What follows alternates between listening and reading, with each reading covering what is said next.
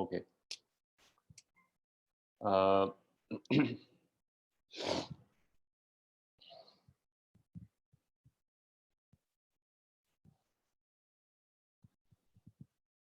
Let's do this problem.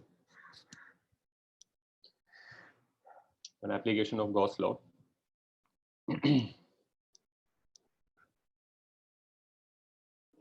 There is a region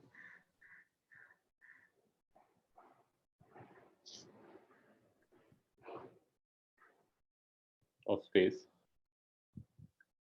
Let's say this is the x-axis, and you can take this to be the y-axis. So from 0 to D, a region of width D, and ऐसे infinite है, y में infinite है और z में भी infinite है, right? So this region has some charge density. We don't know what the charge density function is, but it is some function. Maybe the charge density increases to the right, or it decreases to the right, or maybe increases and then decreases. Nobody knows, right? So there is some charge density as a function of x up till D,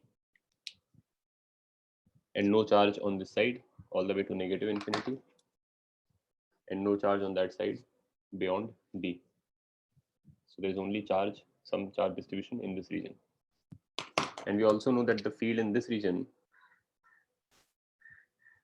all of the negative x-axis, is a uniform field E1, and the field ahead of D is a uniform field E2. ठीक है? Naturally इस region में जो field है वो uniform नहीं है, is a function of x because there is some charge here. But on this side, the field is uniform. It is a combination of many fields. You could imagine that this whole region is a collection of many infinite planes of charge, each one having a different charge density, and each plane has uniform field on either side of it. So once you are in this region, all of the planes are to your right, so all of their uniform fields combine to give you some field, and so it's uniform here. And similarly, once you are in this region, all of the individual planes that make up this region are to your left, so all of their uniform fields add up to give you some uniform field, which is E2. But in that region, if you are somewhere, then some planes are to your left and some are to your right, a different number based on where you are. And so the field at your location will depend on your location, right? In this region, it's a field that is a function of x. All right. So what you have to do is you have to find the pressure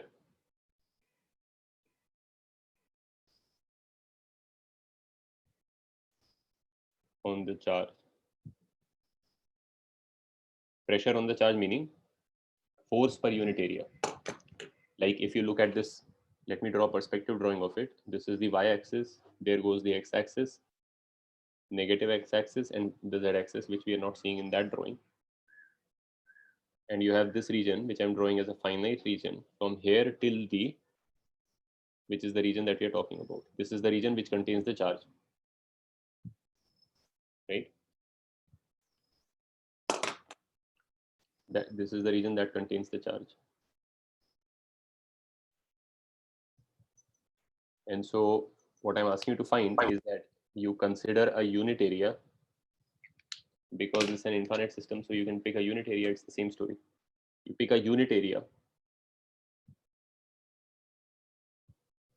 right, and sort of go through with it all the way to the end.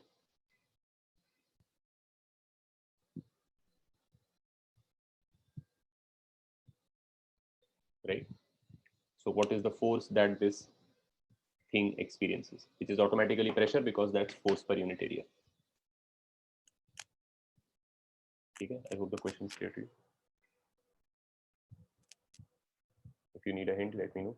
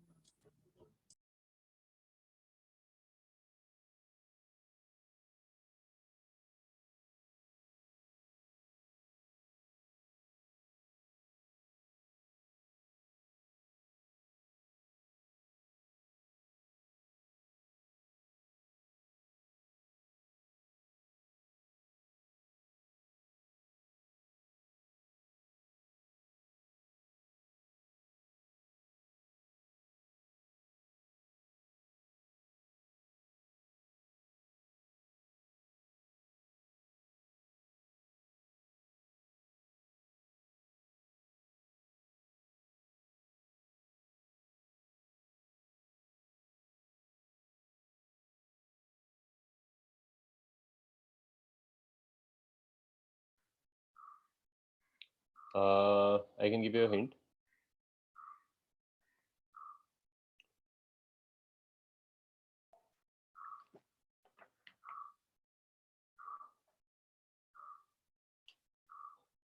Since you're trying to find the force on the entire thing, and in fact per unit area, so first of all you can forget the large structure of it. Just take unit area from here and cut it through. So now you have something with a unit area here and a unit area on the other end, and a bunch of unit area slices which have different charge on them. So the total force on this would be the sum of the individual forces on the slices. So you need to basically select a slice here somewhere at a distance x, slice dx, and that slice would have some charge based on where it is located, and there would be an electrical field also, which is also a function of x in this region. And then utilizing the charge and the electrical field, you can find the force on it, which is automatically pressure because it's a unit area. And then you run an integral from 0 to d. Now the trouble is you neither know ex nor do you know rho x, so that integral cannot be performed. But the other thing you can do, which is basically anytime you're given a problem related to some charge density or whatever, and you don't know the charge density, you can also write Gauss law for that slice. Think about how you would write Gauss law for that slice, and that Gauss law would give you some way of evaluating that integral which gives you the force. करके देखो एक बार, फिर मैं solve करता हूँ.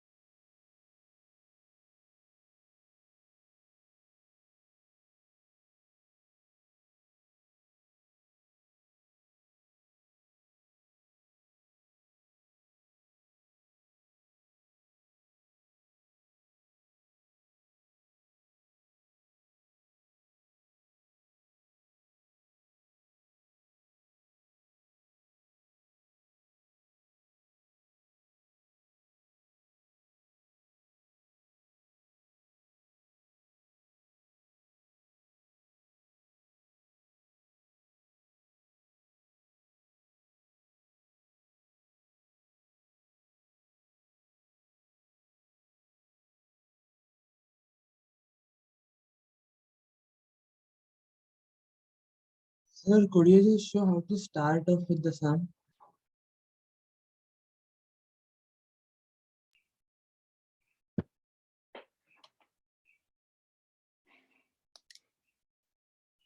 I told you there are two things, right? You have to consider from x equals to 0, you have to go up to x and consider a slice dx. At this location, the charge density is rho x and the electrical field is Ex. So you can write the force dF on it in terms of these. If you integrated it, you would get the force, which is also the pressure because unit area. But you can't integrate because you know neither of these two things. But you still have to write the force this way. The second fact to use is Gauss law, applied again on this slice.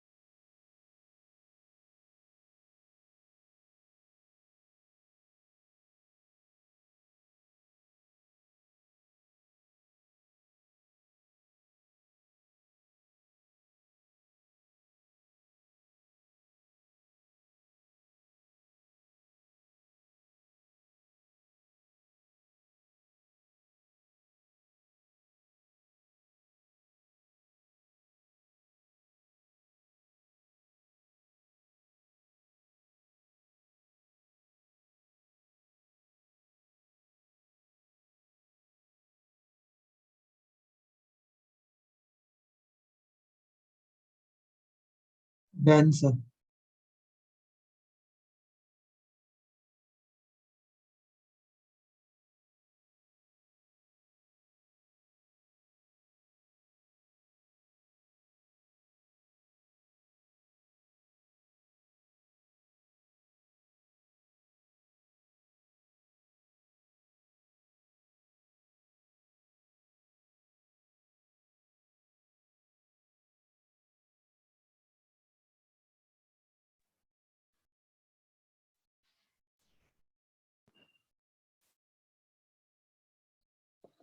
करो मैं solve इसको. Yes, sir.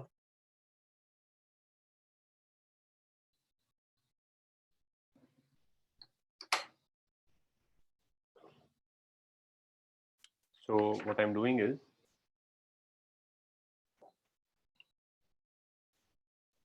I will go up till x, pick a slice dx.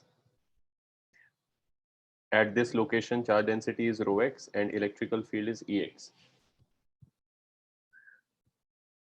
This is x equals to 0. So the small force, and anyway unit area तो मैं ले चुका हूँ इधर से, तो pressure ही है. On this is total charge contained in this. ये एक्चुअली बेटर होगा कि यूनिट एरिया के बजाय तुम ले लो इसका एरिया ए, बाद में एरिया से डिवाइड कर देंगे तो प्रेशर बन जाएगा, है ना. तो मेरे पास जो डीएफ आएगा वो आएगा charge in this region. Charge in this region होगा charge density into the volume of that region. This is the DQ charge on our slice, which is dx in thickness, sorry, and multiply to the electrical field. Charge into field is force. So therefore the total force on our entire region is going to be rho x ex dx 0 to d. तो therefore pressure जो है F by area हो जाएगा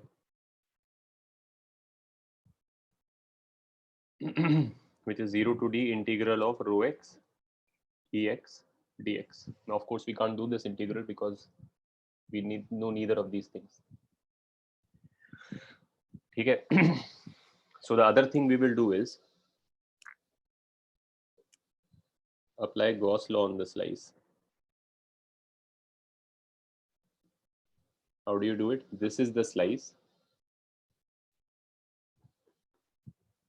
This end is at x, this is at x plus dx. The field here is Ex. The field here is Ex plus dx. Correct? Just as you have a string and you take an infinitesimal piece of the string, so you have tension T and T plus dt. Since the E is varying at x plus dx, it is Ex plus dx. Then I have to write Gauss law for it. So total flux out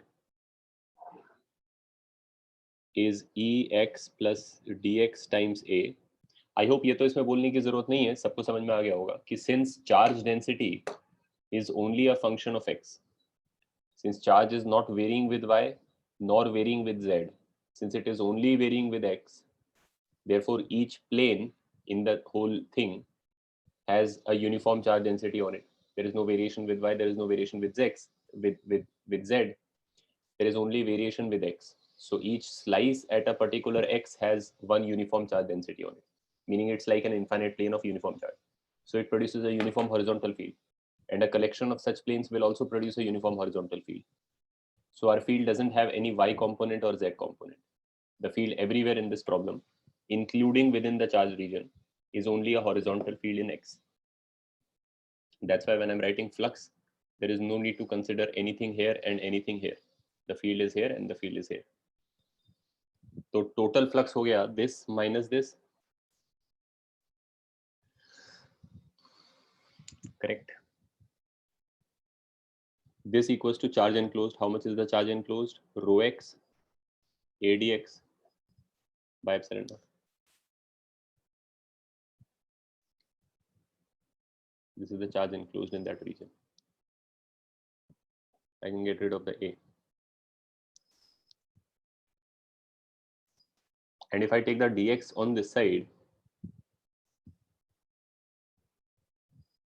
तो ये थोड़ा सा ऐसा problem है which is something which is a little elaborate in the sense of it requires a way of thinking which probably you're not used to, and I would say it's a relatively harder problem. But you learn something here which is a kind of a application of Gauss law to problems where charge density is varying and we don't know what it is. ठीक है, ऐसा बन गया. And if you look at this thing, this is the definition of dE by dx. This is the definition of the derivative, right? E at x plus dx minus E at x over dx. In the limit that dx tends to 0, this is dA by dx. Which means that rho x is epsilon naught dE by dx, and that I am going to substitute here.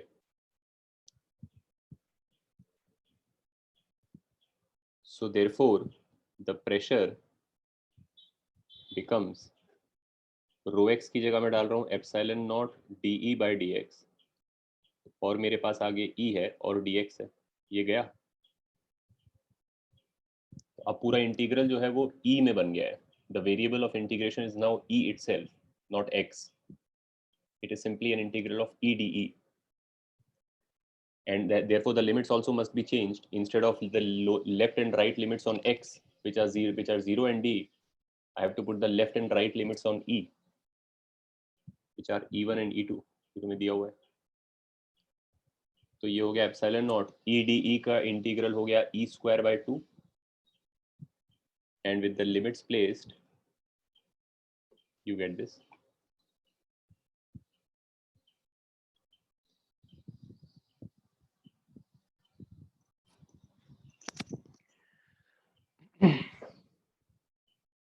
So this part is us simply calculating the force on the entire thing, layer by layer by layer. I'm going to a certain layer, I'm seeing how much charge is there, I'm seeing what the field is there, so I'm writing the force, tiny force, and then aggregating the force, so I end up at this place, beyond which I cannot move any further. So then I apply Gauss law on that slice. So I look at a little zoomed version of that slice, the field on its left face and right face, and then I write Gauss law. So and eventually it comes to this stage. This is one result here, which is a new idea for you probably.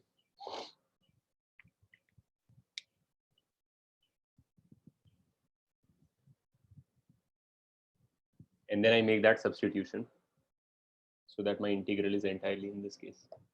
इसका एक utility तुम लोग already पढ़ चुके हो, by the way. Let me show it to you in that sense and you'll probably recognize it now.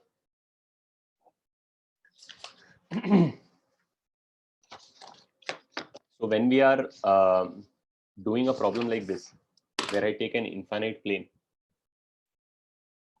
right? Generally in physics, the infinite plane is actually not really an infinite plane. It is a more commonly, it is a zoomed version of some other geometry. Like for instance, consider a spherical shell, ठीक है, जिसपे charge है Q, shell है ये, right? और इस पे जो चार्ज है वो यूनिफॉर्मली डिस्ट्रीब्यूटेड है, स्फेरिकल शेल ऑफ चार्ज है, और वो चार्ज डेंसिटी सिग्मा है मान लो, राइट? इसके अंदर फील्ड जीरो होगी, अगर यूनिफॉर्मली स्फेरिकली डिस्ट्रीब्यूटेड चार्ज है तो अंदर फील्ड जीरो होगी. और अगर right next to the surface देखोगे, मान लो कंडक्टिंग शेल है, मेटल है, तो यहाँ पे कितना फील्ड होगा? Sigma by epsilon not, just outside, right on the surface, you know that, बराबर? यस. तो एक सेंस में ये जो हम देख रहे हैं, ये इसका एक छोटा सा रीजन है जिसको हाईली जूम कर दिया गया है, with this being the body of the shell. It's like the earth is a sphere, but locally you can pretend that it's an infinite plane, right? तो ये जो प्रॉब्लम है, इसका जो सोल्यूशन है, अब ये एक जेनेरिक सोल्यूशन है जो तुम्हें किसी भी ऐसे छोटे से पैच पर, छोटे से रीजन पे प्रेशर बता देगा, if you know what is the field on its left and what is the field on its right. You don't even have to know how the charge is distributed within the patch. All you have to know to be able to apply this result is the field on the left of it and the field on the right of it, which if you now go to a problem of which this would be a small part, you would know the field there. अगर एक sphere है जिसपे sigma density का charge uniformly distributed है, तो you already know from various other reasonings कि अंदर का फील्ड जीरो है और बाहर का field sigma by epsilon not है. ये तुमने गॉस लॉ से ही निकाला होगा, इस पे भी छोटे पैच पे लगाया होगा, क्या होगा. तो ये ही चीज है जिसको इधर E1 बोला जा रहा है, और ये वो चीज है जिसको इधर E2 बोला जा रहा है. I mean this is a small region on the surface, then this is the field in the interior of the sphere, which in this case is zero. I know that to be true. And this is the field right on the surface, which I know is this. Yeah, by the way, I hope you know this is simply kq by r square, which is the field of a sphere. Sigma को तुम क्या लिख सकते हो? Total charge by total surface area, right? तो q by 4 pi r square ही लिखा हुआ है. तो अगर मैं ये दोनों फील्ड्स के रिजल्ट्स इसमें डाल देता हूँ, तो मुझे ये रिजल्ट आ जाएगा कि एक spherical surface, spherical shell of uniform charge density sigma पे हर जगह लोकली कितना रेडियली आउटवर्ड प्रेशर होता है, the pressure that is tending to blow it apart. उसका हर एक छोटा segment is being pushed out. Of course it is getting pushed out by the repulsion from everyone, and that net ends up being radially outwards. वो value मुझे मिल जाएगी. तो मुझे सिंपली ये करना होगा कि इस केस में प्रेशर निकालने के लिए, जिसको तुम इलेक्ट्रोस्टैटिक प्रेशर बोल रहे होते हो otherwise, epsilon not bye 2, E2 मेरे केस में sigma square by epsilon not square है, और E1 मेरे केस में 0 है. तो you will get sigma square by 2 epsilon not. Which there are other ways of finding this also. There is a way of taking a small patch there and saying, okay, it has this field, and then cutting it out from there and then superposing. but this is a way in which you can approach it from a more fundamental point of view, where you're saying, I have analyzed a patch by assuming it's an infinite plane, so that I'm very local to it. The rest of the thing doesn't matter. And then I found some result which applies to it. And then I'm saying, okay, if this was part of something else where I do know what is the interior and the exterior field, I could find out what pressure that patch experiences. And in fact, this means that in general, if you have a conductor, any conductor, ठीक है, ये conductor है, solid conductor है, जिस पे तुमने कुछ charge डाल दिया, तो चार्ज अपने हिसाब से इस पे फैल गया, जैसे भी उसको फैलना है कंडक्टर पे, उसके एक्सटीरियर शेप के हिसाब से, जहाँ पे ज्यादा किंग्स हैं वहाँ पे हाई डेंसिटी है, जहाँ पे फ्लैट है वहाँ पे लो डेंसिटी। लेकिन क्योंकि कंडक्टर में कहीं पर भी तुम चले जाओ, ये ट्रू है कि just outside field sigma by epsilon not है और जस्ट इनसाइड जीरो है, क्योंकि कंडक्टर है वो, where sigma is the local density, whatever is the density there, which is variable over the body, but whatever is the local density there, sigma, the field there is sigma by epsilon naught। क्योंकि अगर तुम इस reason को zoom करके Gauss law लगाते इधर ऐसे, ये रीजन को छोटा गॉसियन बनाते, तो इधर फील्ड आता, इधर नहीं आता, तो उससे सिग्मा बाय एप्सिलॉन नॉट आ जाता अगर सिग्मा इधर चार्ज डेंसिटी होती तो meaning this could also be representing a patch here. I mean, this is just the region in which there is charge. This would be the interior of the solid metal, and that would be the outsides. It doesn't have to be the spherical shell or whatever, although that's an example.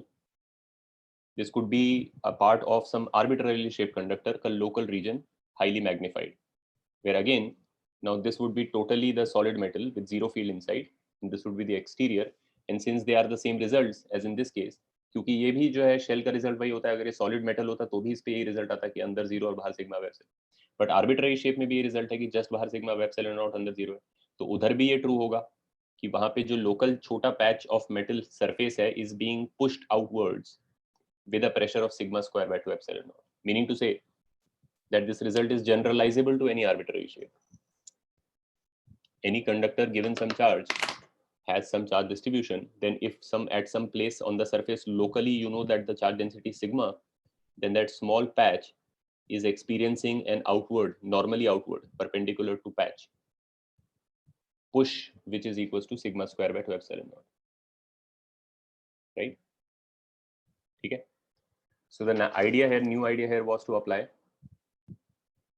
Gauss law onto a small patch, right? ये तुम इस type के problem में भी देख सकते हो, which is a more straightforward problem, a more direct mathematical problem. In a region, the potential is a function of x, let's say minus ax cube plus b, where a and b are positive numbers. ठीक है, तो एक reason है जिसमें electric potential इस तरीके से very कर रहा है। तो if I say कि find the charge density that has created this potential, that produced this potential Vx, ये करके देखो, nearly the same solution as the previous solution, except उधर force find करना था, तो वो वाला पार्ट तुम्हें करने की जरूरत नहीं है। इनफैक्ट पिछले वाले प्रॉब्लम का रिजल्ट तुम डायरेक्टली यहाँ पे यूज कर सकते हो, तो आंसर आ जाएगा। एक रीजन में अगर पोटेंशियल इस तरीके से वेरी कर रहा है and is only a function of X, is not varying in Y, is not varying in Z, then find the charge distribution in that region, in that universe.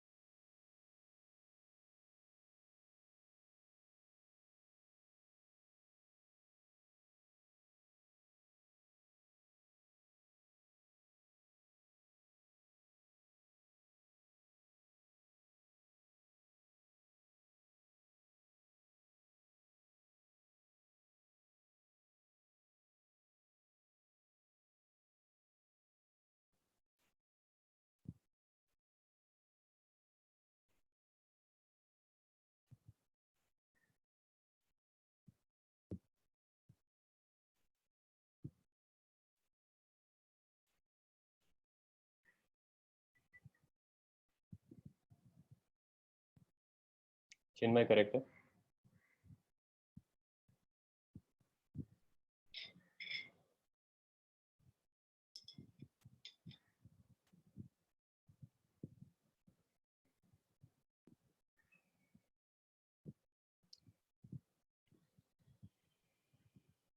Sir हाँ sir मुझे पूछना था कि आपने कहा था ना कि गॉसियन सरफेस पे चार्ज अलाउड नहीं है। हम्म। तो सर पिछले क्वेश्चन में भी हमने किया था ना गॉसियन सरफेस पे चार्ज होगा। हाँ तो चार्ज फिर हो वो सकता चार्ज हो सकता है। अच्छा, उससे तुम कंपैरिजन कर रहे हो ना जो हम पहले कर रहे थे, वो वायर्स वाला। हाँ हाँ सर। तो उसमें, हाँ okay, so I have to be more clear then. Basic issue ये है कि अगर चार्ज डेंसिटी है, if there is a charge density, like over here this will be some charge density, in our problem also there is some charge density, then if your Gaussian surface is basically coinciding with a charge density, then that is not a problem. The reason it is not a problem is because of the fact, problem क्या होती है, देखो basically electrostatics का जो fundamental problem है, ये by the way classical gravitation का ये प्रॉब्लम है कि ये दोनों 1/r² थ्योरीज है, राइट? तो क्योंकि ये 1/r² थ्योरीज हैं तो इसमें r इक्वल टू 0 पे जाना अलाउड नहीं है। मतलब you cannot, even within the framework of the theory, you're not allowed to ask questions like what is the potential right on the charge. Like if you take a point charge, you cannot ask me its potential at its own location. There is no answer to that. Or the field at its own location, right? Which is why, so for example, if you have a sphere, the sphere is fine because it's just a dimensional point charge, like a point with dimension. So you're allowed to come up till here, and that saves you from going to r equal to 0. But you can't go to absolutely r equal to 0. Now the problem is, if let's say you have a Gaussian surface, which is basically some two-dimensional surface and has no thickness like this. If something like a point charge ends up there, then you are in trouble. ठीक है? Because of the fact that again, even if you made the Gaussian arbitrarily small, you would still end up containing the same total charge in it, because the point charge is basically a dimensionless point. So even if you made the Gaussian arbitrarily small, the area would go to 0. I mean, the Gaussian area or the Gaussian surface would go to 0 without the charge going to 0 in proportion, because it's a point charge. It's located somewhere with a total amount like 10 coulombs. So no matter how arbitrarily small the area you make, you still have finite charge in infinitesimal area, right? That is fundamentally the problem. With a charge distribution, that is not the case. तो हमारा जैसे पिछला problem में, the plane, which, I mean, there was a collection of planes, right? So one plane I'm taking, and I'm taking the plane itself as the Gaussian.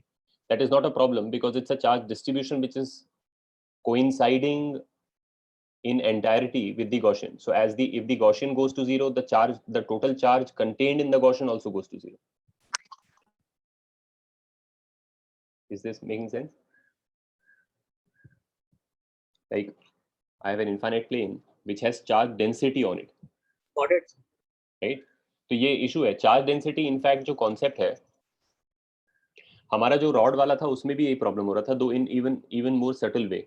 The rods were going to intersect your Gaussian, the perpendicular parts of the rods were going to intersect the Gaussian, because you were going to put a Gaussian around the cube.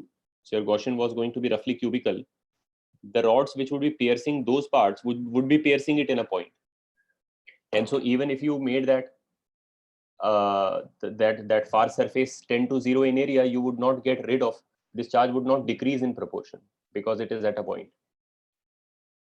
And in fact, that is the reason why when electrostatics is done in terms of, like, for example, if you're trying to find, let's say, the field somewhere or whatever, it is done principally in terms of functions, smooth functions like rho x, like sigma, you have lambda. So lambda is also a smooth function. If you say I have a rod and it has a uniform density or whatever density lambda, then that's a function. Meaning to say, just like a function, if you take an infinitesimal piece of the rod, you also grab an infinitesimal charge. You don't end up grabbing a finite charge in an infinitesimal region.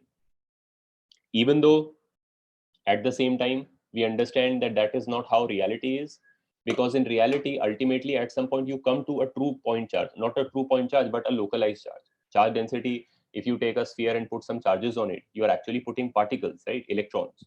So it's not really the case that if you zoomed really hard into it, you would always, no matter at what scale, you would always find a smooth coating of charge on it. At some point, you would be able to resolve two electrons from each other, and then you would find an uneven distribution of charge. There is charge and then no charge, and then charge and then no charge. So at a very tiny scale, we know that in nature, there is no meaning to a continuous charge density function. Charge density, because matter is quantized, discrete, charge is also quantized. There is no meaning, actual physical meaning, to saying that I have a charge density function, which is defined at every real value, right? But it's a clever game that we are playing with the theory, so as not to get caught up in infinities, right? Okay. तो ये हो गया तुम लोगों का, सेतु तुम्हारा भी correct है, इसमें भी वही लॉजिक है. देखो, if you take this result which I got here, you can directly copy paste it here. dE by dx gives you rho x with an epsilon. But also, I mean, you know that by doing dE by dx and sticking an epsilon naught to it, you can get rho x. ये भी तो वैसे ही situation है, इसमें x में variation हो रही है पोटेंशियल की, तो चार्जेस भी शीट्स होंगे इनफाइनाइटली, ना y में वेरिएशन है ना z में वेरिएशन. वैसे भी तुम्हें पता है इलेक्ट्रिकल फील्ड जो होता है वो negative derivative of potential with x i cap में आता है, negative derivative of potential with y j cap में आता है, and negative derivative potential with, since this is solely a function of x, its y and z derivatives are zero, so the electric field has no Setu, no, this equation is not universal. This is only valid for a one-dimensional scenario. The previous problem was also a one-dimensional scenario, and this problem is also a one-dimensional scenario. In 2 or 3 dimensions, there will be additional terms here. It will not depend only on the x derivative of e. Your rho will also not be only a function of x. It will be rho x, y, z, and there will be additional derivatives also. But in one dimension, this is always correct. If your problem is one-dimensional, and this problem is also one-dimensional because इसका जो y और z derivatives है वो 0 है, तो मेरा electrical field में y और z कंपोनेंट ही नहीं है, तो मेरा फील्ड भी होनली एंड सोनली x डायरेक्शन में है, मतलब ऐसे या ऐसे हो मगर ओनली अलोंग x है. तो in that case this is absolutely correct, right? And from here I find also that E is minus dV by dx.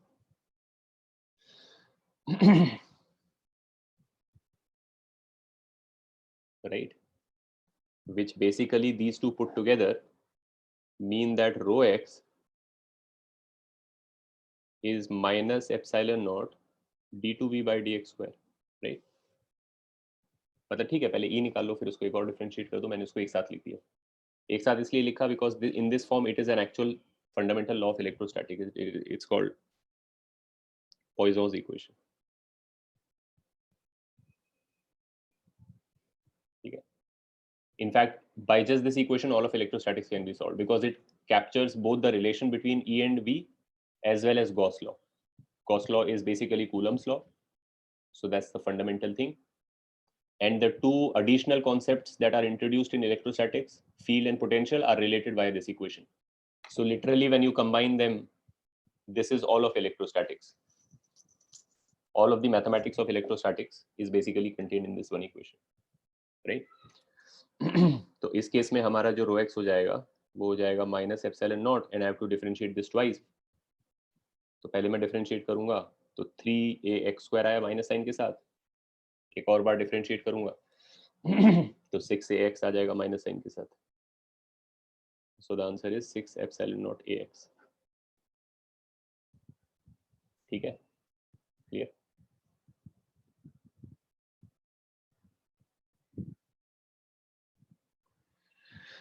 Now ये हो गया गॉस लॉ का एक दो प्रॉब्लम्स. सुपरपोजिशन बोल रहे थे तुम, सुपरपोजिशन के एक दो प्रॉब्लम्स कर लेते हैं करंट से related.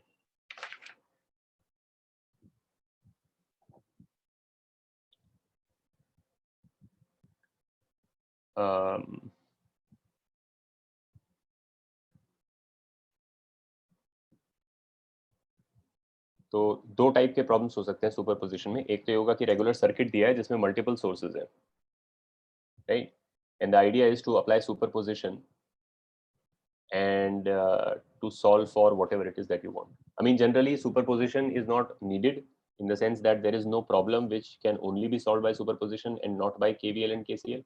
Of course, KVL and KCL are really what lead to superposition being true.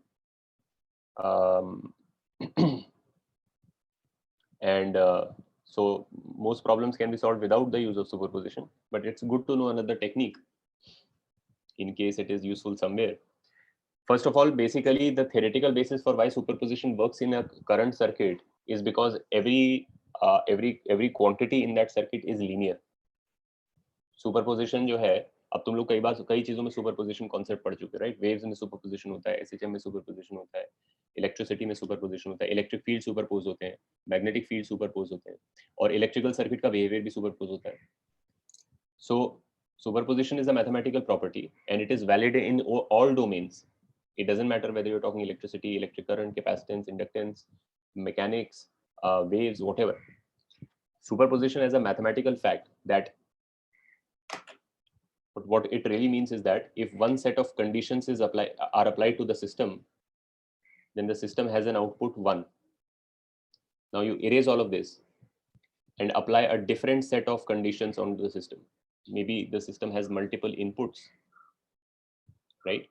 And you apply one combination of inputs and you get a certain output. Fine. So you keep it, note it somewhere, keep it somewhere else. Now you have a system. Now you apply a different set of inputs and you get a different output.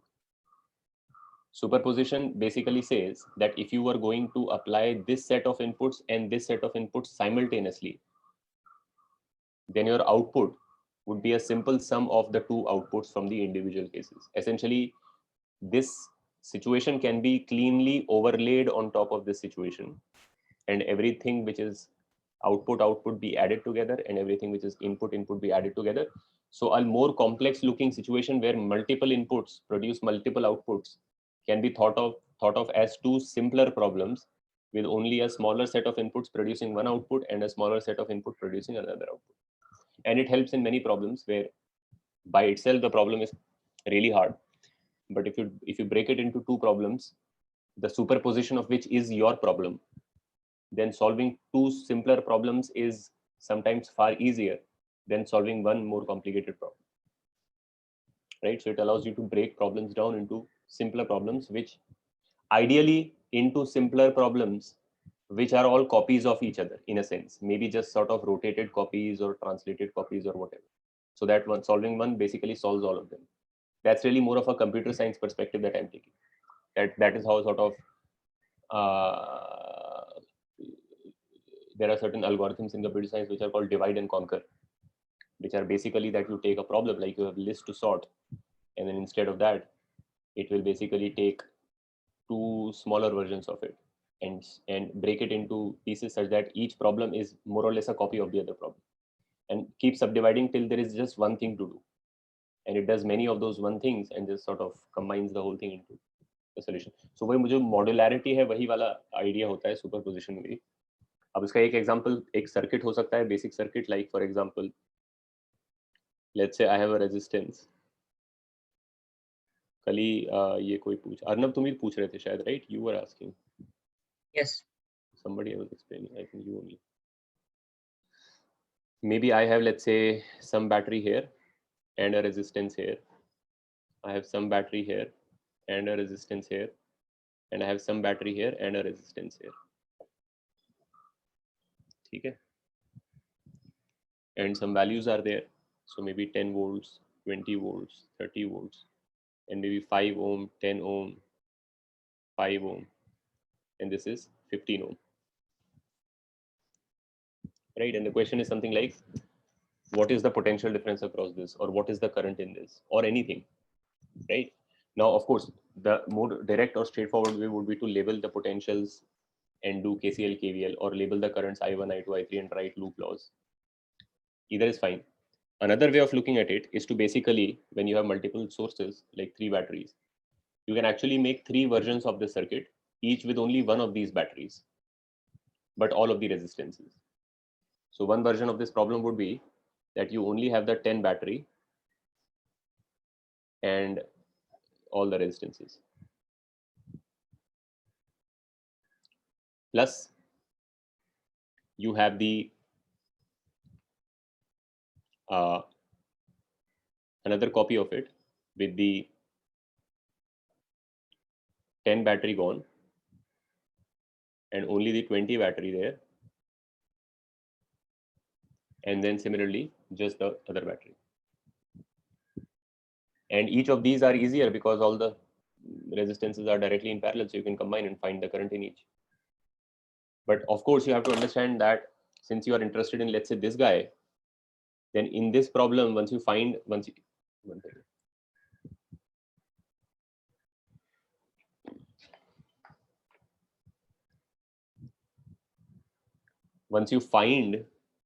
combine them into a single resistance and find the total current in the circuit, that would still give you the total current through the battery. It would then still have to be split into 3 pieces based on the resistances. And so solving this circuit would give you maybe, let's say, I10 current by itself in this. And then solving this circuit would produce maybe I20 current due to that battery. And solving the 30 circuit would produce I30 current due to that. But of course, all of the resistances are relevant. They all have to be taken into account while solving for this. Polarity से नहीं हो सकता, मतलब जैसे कि battery एक ही sequence में, तो resistance n into r resistance हो जाएगा और बैटरी भी सब वो ठीक है, जो तुम इक्विवेलेंट बैटरी बनाते हो ना, तो इस 1030 को तुम बना सकते हो, वो भी ठीक है। मैं तो बस ये प्रिंसिपल इलस्ट्रेट कर रहा हूँ।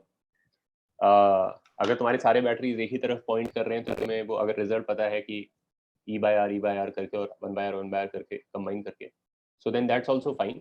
But maybe sometimes you could have a bad looking circuit also, a particularly bad looking circuit also, in which case the batteries are not, ये तो मैंने एक एग्जांपल लिया क्योंकि ये कल पूछ रहा था इसका question, but otherwise the circuit would have some battery here, some battery there, some battery there, some battery there. They're in all weird places with all kinds of resistances. The principle is that sometimes if you are looking at a particular resistance only, then it's easier to actually get rid of all batteries except one.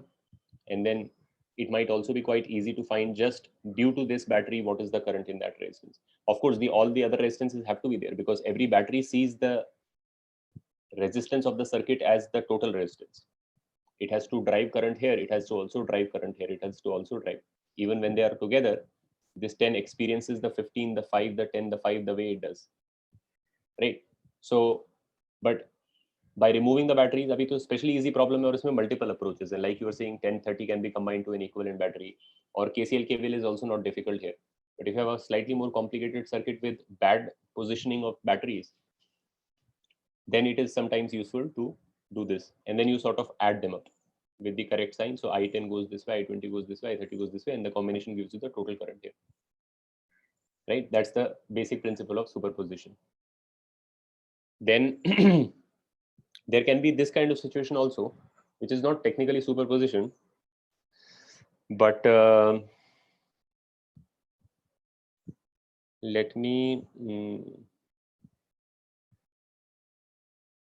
say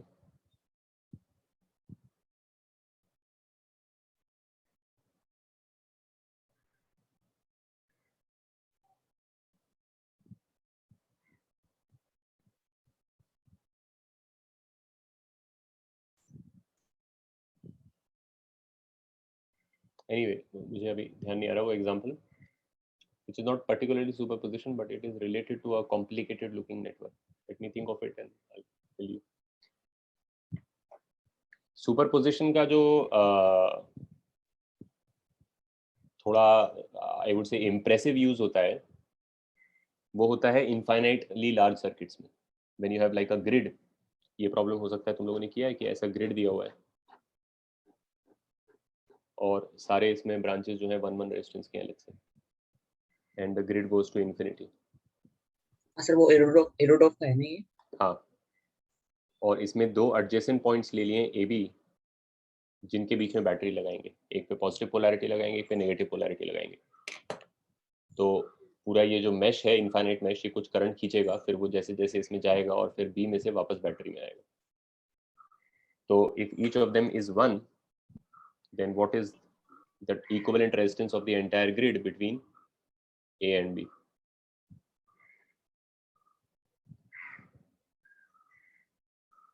And another example of this would be, अगर तुमने ये कर लिया होगा तो, कि मेरे पास एक हनीकॉम ग्रिड है, राइट, इस टाइप का, जिसमें each cell is a hexagon of identical arms.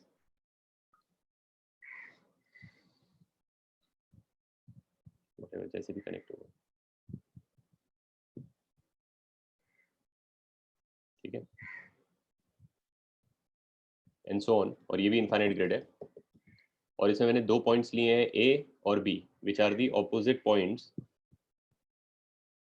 No, which are, sorry, here A and B, which used to lie along one edge of hexagon. ठीक है, ये नहीं है, लेकिन मैंने ये वाला ब्रांच निकाल दिया है. तो पूरा बड़ा सा इनफाइनाइट हनीकॉम ग्रिड में से एक हेक्सागोन, 2 हेक्सागोन का एक कॉमन एज जो है वो मैंने रिमूव कर दिया, और वो जो 2 एंड्स हैं वो टर्मिनल्स हो गए. तो इधर बैटरी लगेगा, इधर बैटरी लगेगा, इधर से करंट एंटर करेगा ग्रिड में और इधर से एग्जिट करेगा. इसमें भी तुम्हें RAB फाइंड करना है. इसमें मान लो हर एज 1 ओम का है. See if you can do this. If you know the principle, then you can do this. If you have done this, then you can also do this. If you don't know the principle, then let me know. I can explain first, because it's a rather tough problem to apply superposition on a grid like that.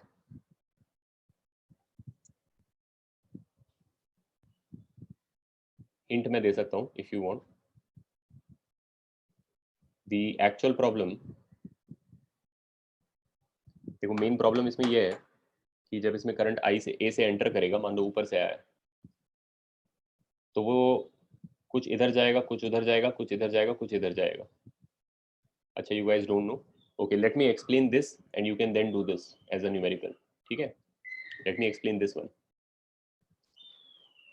The way we do this problem is, the main challenge in this problem is that of course it's an infinite grid, so you have to somehow aggregate that resistance, right? Now if you put current in A, current enters from A, ऊपर से आ रहा है मान लो, और B से exit करेगा. ठीक है, तो A और B तो स्पेशल पॉइंट्स हैं. अब जब करंट मान लो I जो है A से एंटर किया, तो 4 पीसेस में बटेगा. एक तो डायरेक्टली B को जाएगा, एक ऊपर, एक नीचे और एक लेफ्ट. ये दोनों तो इक्वल करंट्स होंगे बाय सिमेट्री, क्योंकि इस लाइन के अबाउट ये मिरर इमेज है सर्किट. लेकिन ये दोनों करंट्स इक्वल नहीं होंगे, जो बी जा रहा है और जो अवे जा रहा है, क्योंकि ये सिमेट्रिक नहीं है. एक तरफ बैटरी लगा है, बैटरी का लोअर टर्मिनल है, इधर कुछ नहीं है. So of course there is no symmetry like this.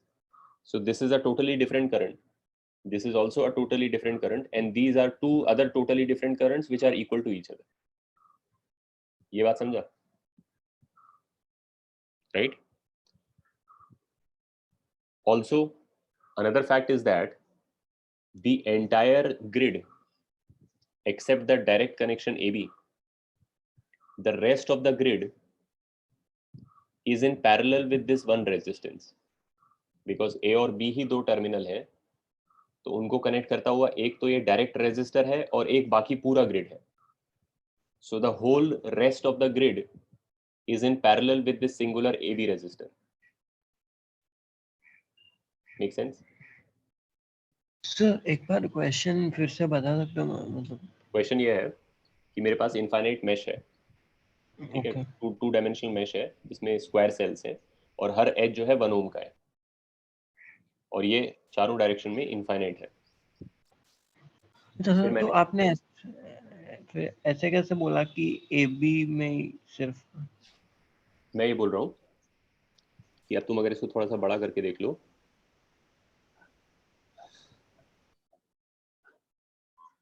इस तरीके से, तो A जो है हमारा करंट का एंट्री पॉइंट है इनटू द सर्किट, और B जो है करंट का एग्जिट पॉइंट है. ऐसे I करंट अंदर जाएगा, फिर फैलेगा जैसे फैलना है, और फिर B से बाहर आ जाएगा. यही होता है सर्किट में. तो जब करंट एंट्री मारेगा तो एक करंट तो यहाँ से जाएगा,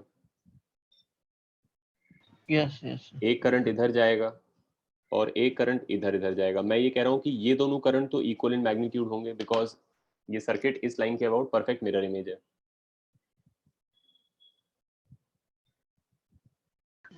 Yes, yes, sir. ठीक है, so these two have to be identical currents, but these two are not identical because इस लाइन के अबाउट ये मिरर इमेज नहीं है, इधर बैटरी का लोअर टर्मिनल है, इधर कुछ नहीं है, this is like any other point. So obviously the situation on this side and the situation on this side are not the same. So therefore this is different from this. So this is one value, this is another value, and this is a third value which is the same for these two. There are three different values of currents. Is this making sense? Right? Now the idea is the other statement I was making was कि अर्नव तुम्हारा second का क्या है, एक second.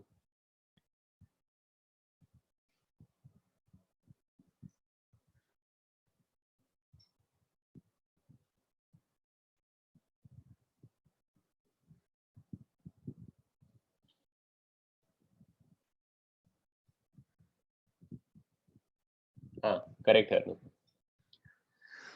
तो अगर किसी तरीके से मुझे पता चल जाता है चारों करंट्स के वैल्यू क्या है तो मेरा प्रॉब्लम सॉल्व हो जाता है.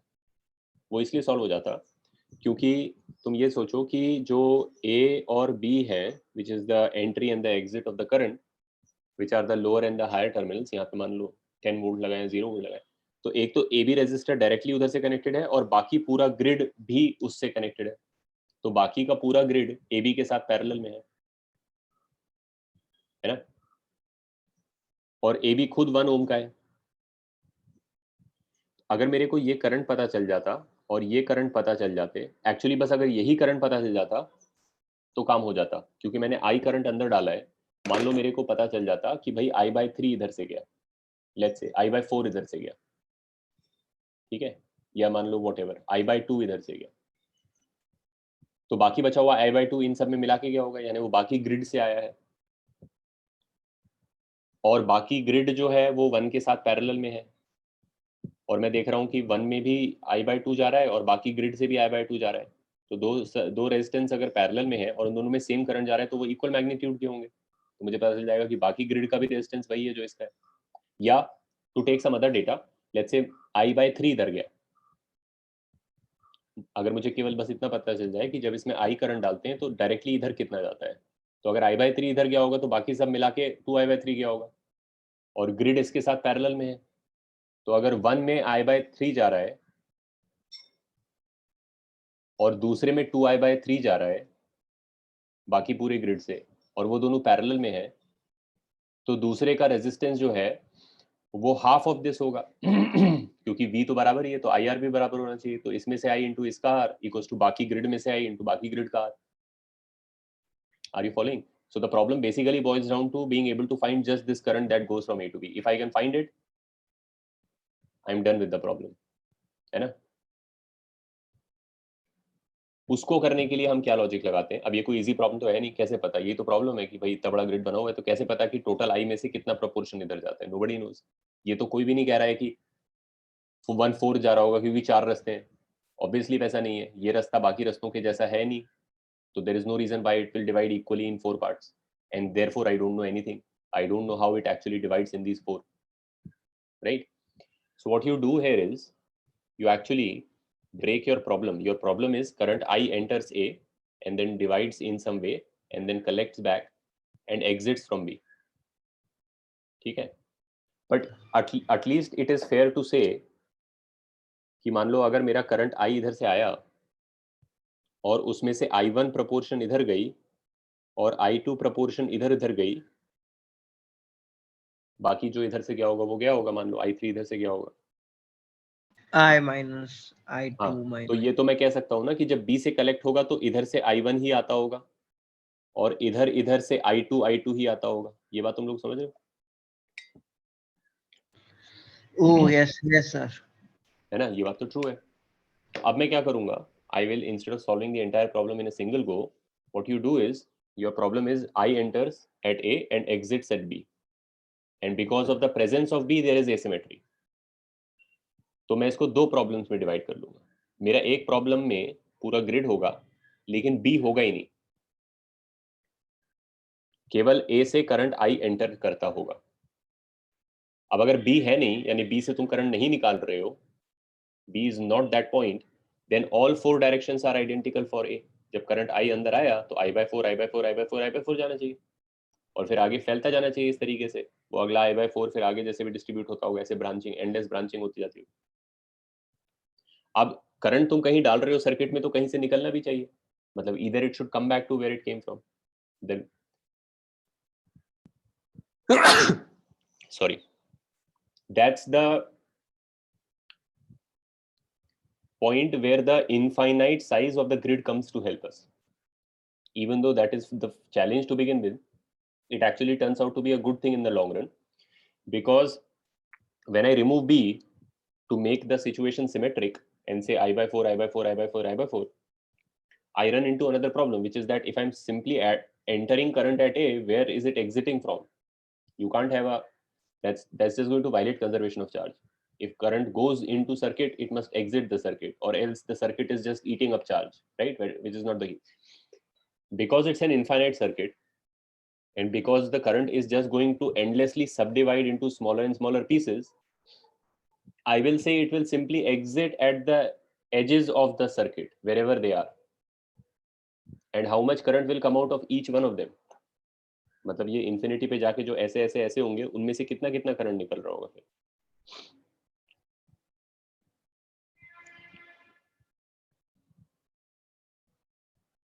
Can any of you tell me?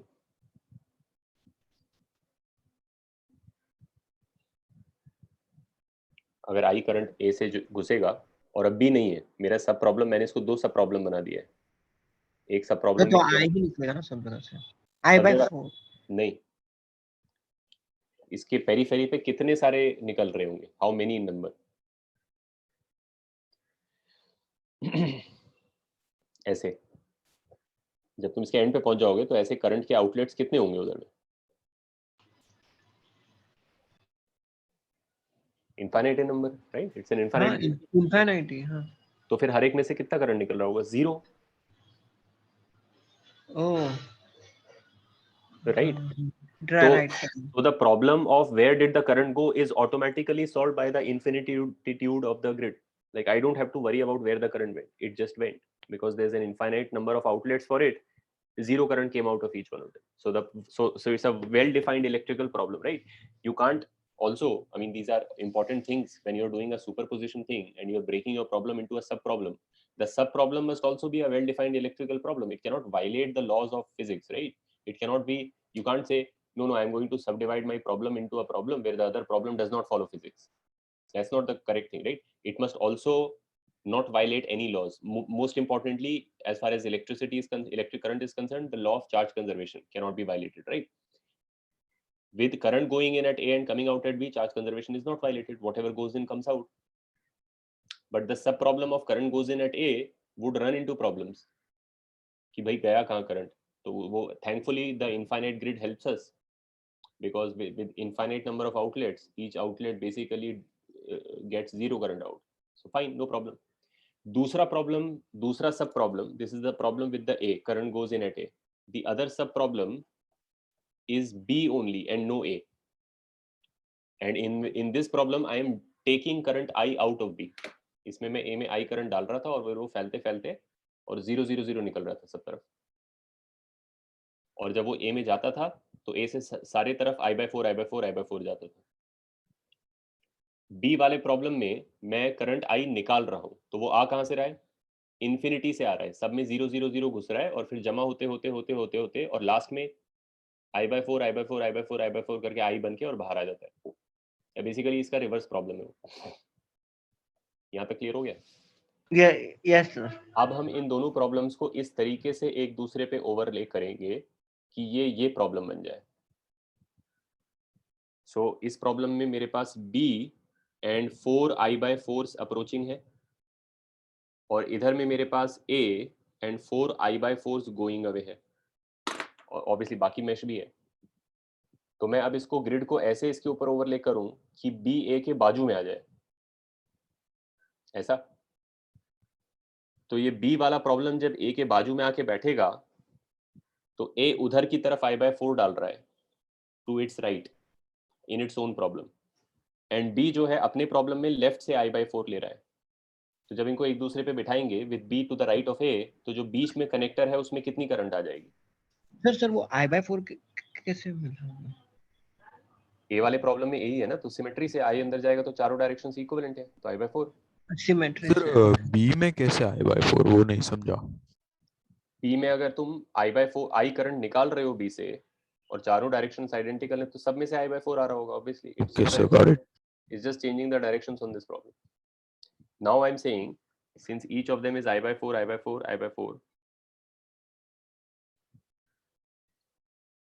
and since each of these is I/4, I/4, I/4, and then I'm putting this on top of this so that B is to the right of A. तो A का right जाता हुआ I/4 will superpose with B का left से आता हुआ I/4, है ना?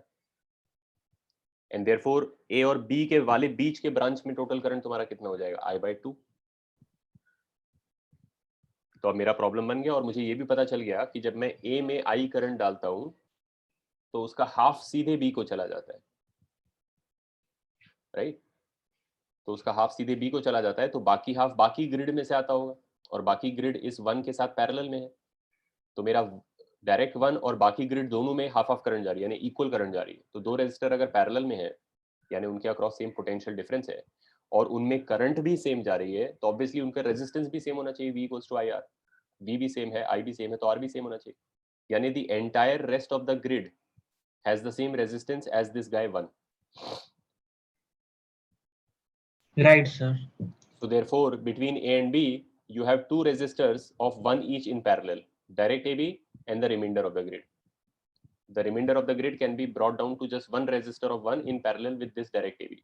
So now between A and B you have two resistors of 1 each in parallel, so the total is half. तो RAB जो है तुम्हारा हाफ हो गया इसमें। ठीक है, समझ में आ गया? यस।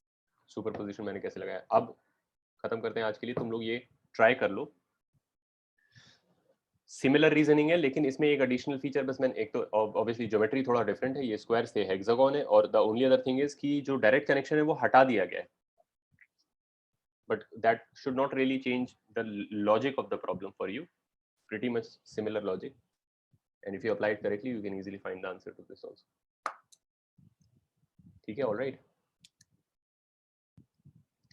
ठीक है, तो आज के लिए खत्म किया जाए। आई विल, या प्रेरित, आई विल सेंड, ये रिकॉर्ड हो रहा था क्या अभी वाला सेशन? हाँ हुआ है, ठीक है, I will send the recordings and the notes also. Sir मतलब वो जो पूरा ग्रिड है वो उससे पैरेलल में है? पूरा ग्रिड इज डायरेक्ट AB से पैरेलल में। लाइक यू कैन इमेजिन कि ये ग्रिड जो है फ्लेक्सिबल मटेरियल का बना है, तो तुम A और B को पकड़ के अगर ऊपर उठा दोगे तो इनका बीच का रेजिस्टर यहाँ आ जाएगा आगे साथ में, और बाकी पूरा ग्रिड पीछे रह जाएगा ऐसा। Right. Will kind of hang, so then you can sort of combine it into one single resistor attached here, क्योंकि ग्रिड भी उसी जगह पे अटैच्ड है। ग्रिड के ये 3 अटैचमेंट्स हैं इस जगह पे, ये सब ग्रिड है ऐसे जाता हुआ, और इधर भी 3 जगह पे अटैच्ड है। तो अगर ग्रिड को कलर कर दिया जाए तो the grid is basically attached here, right, in parallel to the resistor in the middle। ठीक है, Right. Thank you, sir. Sir हाँ सर RAB आपने हाफ कैसे बोला? मतलब अभी A to B I/2 current flow होगा ना, तो A to B directly A to B जो है I/2 गया, तो बाकी ग्रिड में से भी I/2 गया होगा। हाँ सर, और बाकी ग्रिड इस 1 के साथ पैरेलल में है। Okay sir. तो अगर दो रेजिस्टर पैरेलल में है तो वैसे ही उनके अक्रॉस डेल्टा V सेम है। Yes sir. अगर I भी सेम है तो बचा क्या? V इक्वल्स टू IR में R, तो R भी दोनों का सेम होगा, यस सर। यानी कि इसका R और उसका पूरी ग्रिड का R सेम है। इसका R तो 1 है, तो बाकी पूरे ग्रिड का भी 1 है। तो फाइनली तुम्हारे पास क्या बचा? A, B, डायरेक्ट 1 और बाकी ग्रिड का 1। हाँ सर, समझा। ठीक है, thank you sir. Alright sir हाँ सर मतलब बेसिकली यहाँ पे हमने किया है कि पहले हमने बोला कि A से करंट एंटर कर रहा है पूरे ग्रिड में और फिर B से बाहर जा रहा है, तो फिर A से B 1/4 is going towards B and then B में 1/4 एंटर कर रहा है, सॉरी I/4 एंटर कर रहा है, सो टोटल में I/2 is going from A to B। Correct. और फिर बाकी रिमेनिंग तो एनीवेज हाँ, and in fact of course not that it is possible to find it, but it would be the case that in your superposition, not only would you have found the current here, which is I by 2, technically in every branch of the grid, the current would be the superposition of those two problems. Okay sir, right अब वो तो obviously एक अपने आप में impossible problem है कि अगर एक सिंपल ग्रिड है जिसमें बीच में एक पॉइंट से आई जाता है तो ठीक है, वहाँ I by 4 यहाँ तक तो फिर भी ये डुएबल है कि अगर एक सिंगुलर ग्रिड है और उसमें यहाँ पे घुसा तो ये तो 1/4 तो ऑब्वियस है बाय सिमेट्री, लेकिन फिर जब वो इस जंक्शन पे पहुंचता है तो क्या प्रोपोर्शन में वो इधर इधर और इधर जाता है is hard to say, but in principle, not that we can find it, but in principle at any edge whatever current is there in the A problem, and then on the same edge whatever current is there in the B problem, the net current in the total problem on that edge is also a superposition of those two. I mean, not just the superposition is not just happening here, although we are only focusing on this one because this is the one that's important for us to find the whole thing, but technically the superposition is occurring on all edges, right? Okay sir, ठीक है, चलो फिर खत्म करते हैं. Thank you all. Thanks. Thank you.